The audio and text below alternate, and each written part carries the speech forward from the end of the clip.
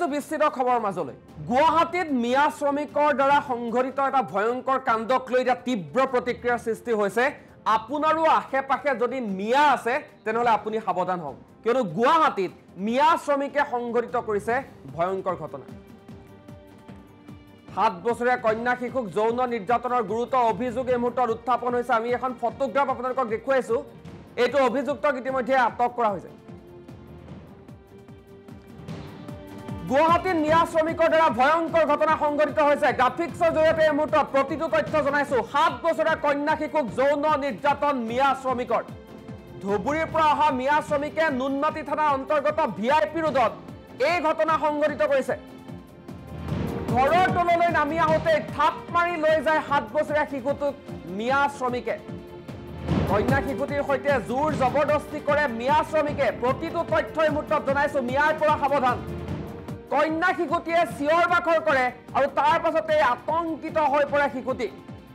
আৰক্ষীৰ আগত সমস্ত ঘটনা নিজ মুখেৰে বৰ্ণনা কৰিছে কণমানি শিশুটিয়ে নুনমাটি আৰক্ষীয়ে ইতিমধ্যে শ্ৰমিকটোৰ সৈতে একেলগে কাম কৰা আন এটা শ্ৰমিকক গ্ৰেপ্তাৰ কৰিছে বাকি কেইটা মিয়া শ্ৰমিক পলাই হাৰিছে মূল অভিযুক্ত এতিয়াও পলাতক আৰু কন্যা শিশুটিয়ে আৰক্ষীৰ আগত সম্পূৰ্ণ বৰ্ণনা দাঙি ধৰিছে অভিযুক্ত মিয়া শ্ৰমিকক ধৰিবলৈ নামি পৰিছে মহানগৰ আৰক্ষী কিন্তু এই পৰ্যন্ত মূল যিটো অভিযুক্ত ইনজামুল মিয়া নামৰ অভিযুক্তটোক এই পৰ্যন্ত গ্ৰেপ্তাৰ কৰিবলৈ সক্ষম হোৱা নাই 7 বছৰীয়া কন্যা শিশুক যৌন নিৰ্যাতনৰ ভয়ংকৰ ঘটনাই কপাইছে সমগ্ৰ গুৱাহাটী ধুবুৰীৰ পৰা আহি নিৰ্মাণ কাৰ্যত আসলতে ব্যস্ত হৈ থকা এটা মিয়া শ্ৰমিকে এগৰাকী মাত্ৰ 6 বছৰীয়া কণমানি শিশুৰ সৈতে জঘন্য কাণ্ড সংঘটিত কৰিবলৈ চেষ্টা চলাইছিল ঘৰৰ চিৰিৰ তলৰ সেই গোপন স্থানত কণমানি শিশুটিক থাপ মাৰি ধৰি আনি অপকৰ্ম কৰাৰ চেষ্টা চলাইছিল আৰু সেইটো ইনজামুল উৰফে কুল্লু নামৰ মিয়া শ্ৰমিক এতিয়া পলাতক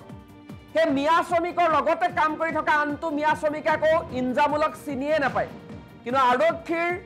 হুটপুছৰ অন্তত অৱশেষত ইতিমধ্যে পৰিচয় ওলাইছে মিয়া শ্ৰমিকটোৰ ইনজামুল উৰফে ফুল্লু নামৰ এটা মিয়া শ্ৰমিকে সংঘটিত কৰিছিল ভয়ংকৰ ঘটনা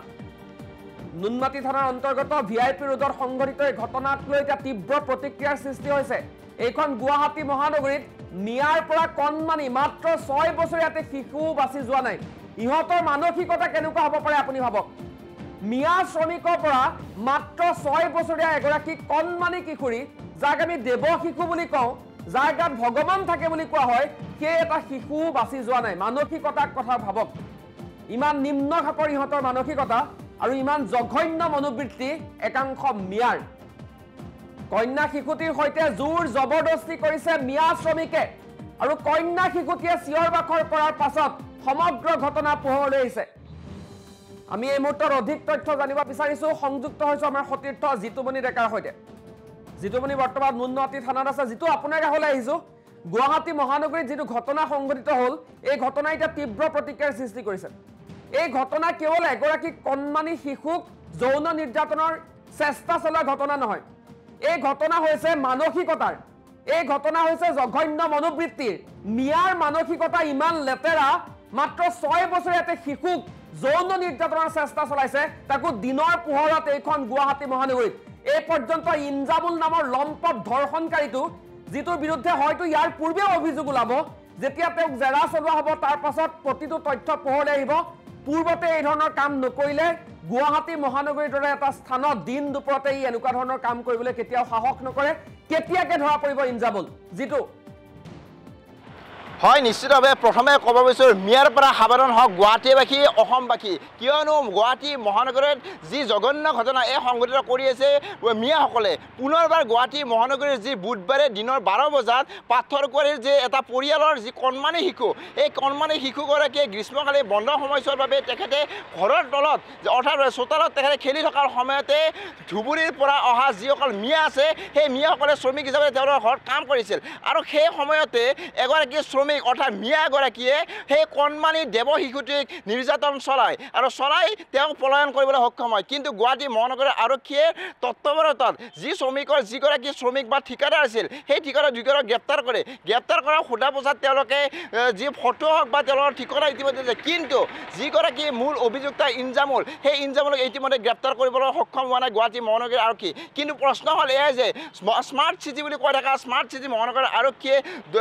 গিজগিজাই থকাৰ সময়তে গুৱাহাটী মহানগৰৰ মাজমজিয়াত কেনেকৈ এনেধৰণৰ ঘটনা সংঘটিত কৰিব পাৰে সেই এক ডাঙৰ প্ৰশ্ন হৈ লৈছে। ধুবুৰী হওক গোৱালপাৰা হওক এনেধৰণৰ যিবোৰ ঠাইৰ পৰা যিবোৰ মিয়া আছে এই মিয়াবোৰে আহি গুৱাহাটী মহানগৰৰ সন্ত্ৰাস চলাই আছে। অকল তেওঁলোকে নিৰ্যাতন নহয়, ধৰ্ষণ হওক, ড্ৰাগছ হওক বা গাঞ্জা হওক এনেধৰণৰ যি অলাগতিয়াল সামগ্ৰী তেওঁলোকে বিক্ৰী কৰি তেওঁলোকৰ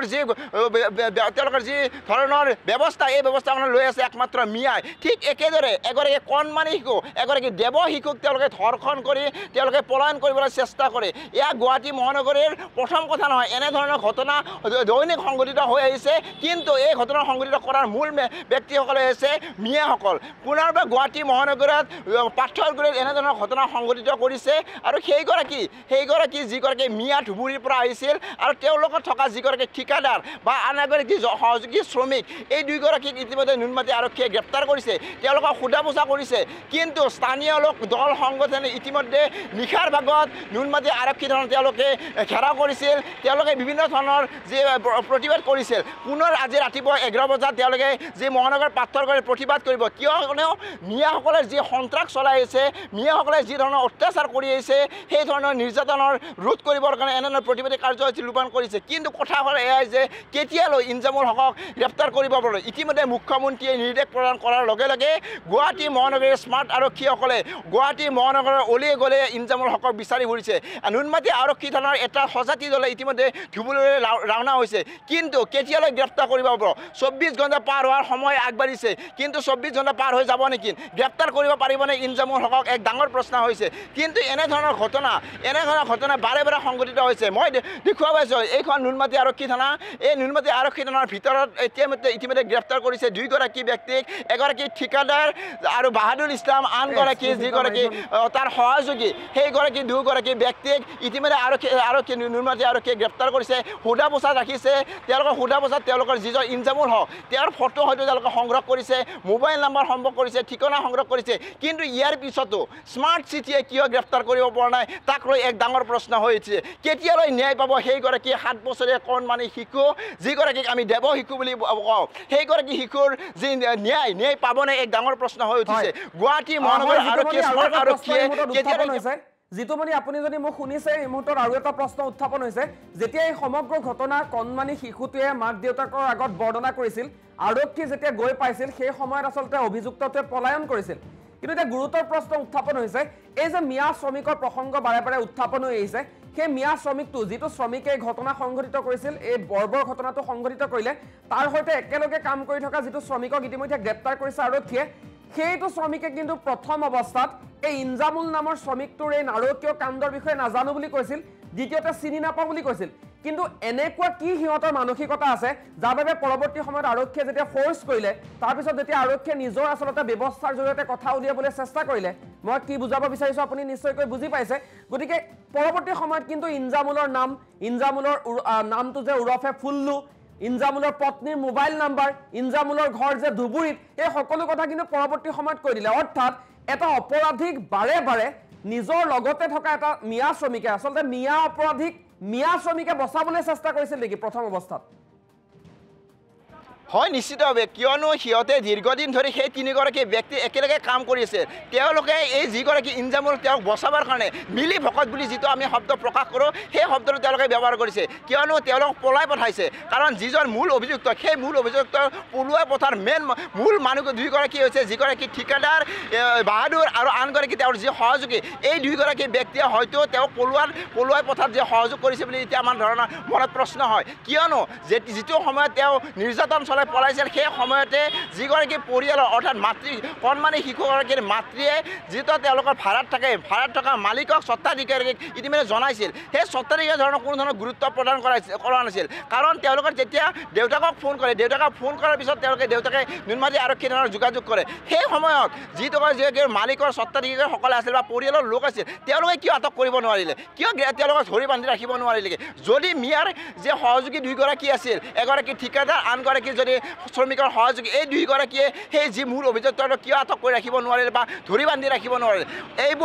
এইবোৰ ক'বলৈ গ'লে যিবোৰ মিয়াৰ পৰা যিবোৰ মিয়া আছে যিবোৰ শ্ৰমিক আছে মিয়া শ্ৰমিক এইবোৰে মিলি ভকত হৈ আছে গুৱাহাটী মহানগৰ সন্ত্ৰাস চলাইছে কাৰণ তেওঁলোকে এই মিয়াসকলে গুৱাহাটী মহানগৰ অসমখনৰ ভিন্ন প্ৰান্তত তেওঁলোকে ৰাজত্ব কৰিছে তেওঁলোকে বিভিন্ন ধৰণৰ অলাগতিয়াল কাম কৰি আছে নিৰ্যাতন ধৰ্ষণ ড্ৰাগছ ভাং ইত্যাদি তেওঁলোকে বিক্ৰী কৰি এনে অলাগতিয়াল কাম কৰি তেওঁলোকে গুৱাহাটী মহানগৰে সন্ত্ৰাস সৃষ্টি কৰিছে কিন্তু প্ৰশ্ন হ'ল যি দুইগৰাকী ব্যক্তিক ইতিমধ্যে আটক কৰিছে সেই দুইগৰাকী মাজে যদি আৰক্ষীয়ে সোধা পোছা কৰাৰ প্ৰথম অৱস্থাত যিহেতু তেওঁলোকে নাজানা ভাও জুৰিছে চিনি নাপাব হৈছে নাম নাজানো বুলি কৈছিল ঠিকনা নাজানা বুলি যদি ঠিকনা নাজানে নাম নাজানে কেনেকৈ একেদিনে 2-3 মাহ ধৰি একেলগে কাম কৰি আছিল পিছত তেওঁলোকে যেতিয়া আৰক্ষীয়ে সোধা পোছা কৰে সেই সময়ত যিগৰাকী ইনজামুল হক তেওঁৰ পত্নীৰ নাম্বাৰ তেওঁৰ ঠিকনা তেওঁৰ ফটো সকলো দিবলৈ সক্ষম হৈছে কিন্তু দিয়াৰ পিছত স্মাৰ্ট আৰক্ষীয়ে কি ইতিমধ্যে তেওঁলোক গ্ৰেপ্তাৰ কৰিব পৰা নাই ইনজামুল হকক কেতিয়ালৈ গ্ৰেপ্তাৰ কৰিব এক ডাঙৰ প্ৰশ্ন হৈছে সেইগৰাকী কণমানি শিশু 7 বছৰীয়া দেৱ শিশুগৰাকী কেতিয়ালৈ ন্যায় পাব 24 ঘণ্টা পাৰ হৈ যোৱাৰ সময় আগবাঢ়িছে কিন্তু সেইগৰাকী ব্যক্তিক আটক কৰিব পৰা নাই যদি এইগৰাকী ব্যক্তি অৰ্থাৎ যিগৰাকী সহযোগী ইতিমধ্যে সকলো ঠিকনা দিছে নাম দিছে তেওঁলোকক গৈ বা তেওঁলোকে হয়তো জানে কাৰণ তেওঁলোকে দীৰ্ঘদিন ক'ত ভাড়া আছিল য'তে তেওঁলোকে কামেই কৰিছিল কিন্তু ভাড়া কৰি আছিল এইবোৰ সকলো ধৰণৰ কথাবোৰ জানে যদি নাজানিলে হয়তো আৰক্ষী তেওঁলোকে যিবোৰ ফটো সহকাৰে দিছিল কিন্তু কথা হ'ল এয়াই যে গুৱাহাটী মহানগৰীত এনেধৰণৰ ঘটনা বাৰে বাৰে সংঘটিত হৈ আছে দেৱ শিশুক নিৰ্যাতন চলাই আহিছে যুৱতীসকলক ধৰ্ষণ কৰি আছে আৰু এই যুৱতীসকলক ধৰ্ষণ বা নিৰ্যাতন চলাই অহা মূল ব্যক্তিগৰাকী আপোনাক ধন্যবাদ জ্ঞাপন কৰিছোঁ কিন্তু পৰৱৰ্তী বুলেটিনতো আমি আপোনাৰ সৈতে পুনৰবাৰ সংযুক্ত হ'ম ইনজামুলক কেতিয়া গ্ৰেপ্তাৰ কৰা হ'ব এই মুহূৰ্তত এটা ডাঙৰ প্ৰশ্ন লাখ টকীয়া প্ৰশ্ন পুনৰবাৰ আমি আমাৰ জনতাক উত্থাপন কৰিব বিচাৰিছোঁ 7 বছৰীয়া কন্যা শিশুক যৌন নিৰ্যাতন চলাই ধুবুৰীত বৰ্তমান এটা মিয়া এতিয়াও পলাতক অৱস্থাত আছে